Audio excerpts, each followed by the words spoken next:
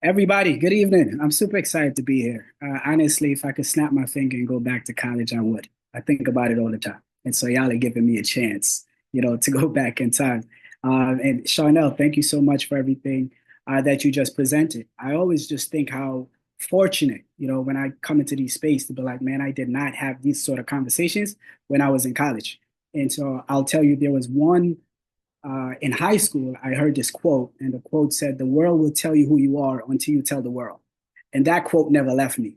And that kind of was the thing that I had in my head in terms of like, well, how am I showing up in spaces? So that was the extent of my personal brand training, like that quote, right? And so that's what I mean. It's pretty cool to be a part of this conversation.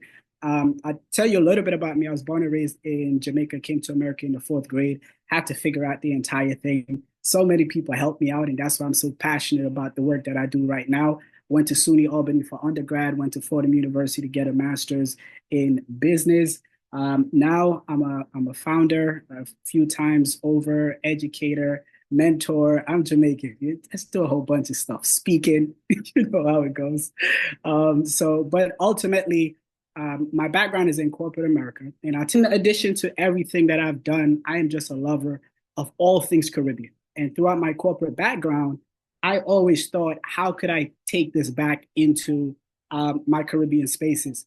And so I'll tell you about one of the things that I've created and that I want to show today. It's called Melbourne Motivation.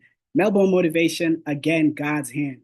I left corporate America to go into the education space, building edtech platforms focused around college and career prep, building one right now geared around teaching kids financial literacy in a gamified way.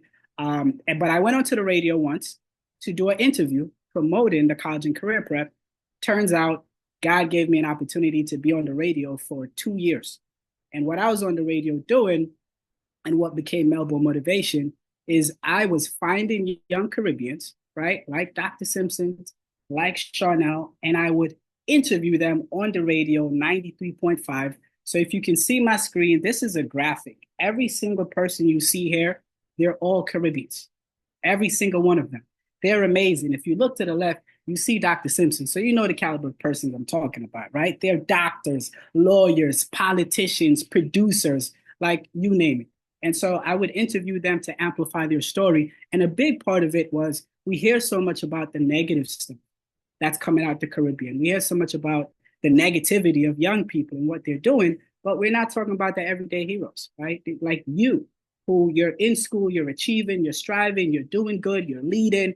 And so that's ultimately what Melbourne Motivation is all about.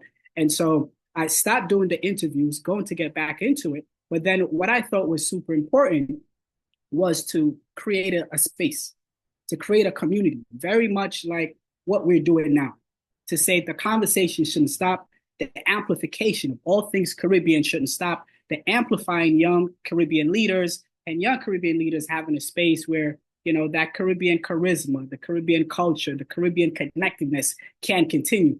And that's what Melbourne Motivation is today. It's an actual platform. And